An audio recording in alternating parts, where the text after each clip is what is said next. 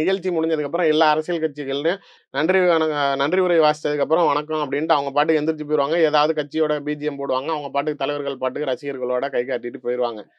இவங்க கொடிப்பாடல் அப்படின்னு ஒண்ணு போடுறாங்க.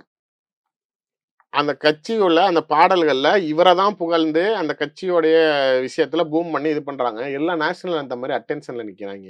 இல்ல கட்சியுடைய கொடி பாடலுக்கு கட்சி கொடி ஏத்துறப்ப அந்த பாடல் போடுறது ஒரு வழக்கமா இருக்கலாம். நிகழ்ச்சி முடியிறப்ப போட்டுட்டு அதுக்கு தேசிய கீதம் மாரி அவர் பிரசாந்த் கிஷோர் இவன் ஏன் நிக்கிறான்? நம்ம எல்லா பேரும் நிக்கிறானே, நம்ம ஏன் நிக்கிறோம்? இது என்ன ஓடுது? அப்படின்னு புரியாத அளவுக்கு ஃபைனல் டச் யாரா இருந்தாலும் ஒரு நேஷனல் ஆந்தம் கூட போட்டா பரவால்ல.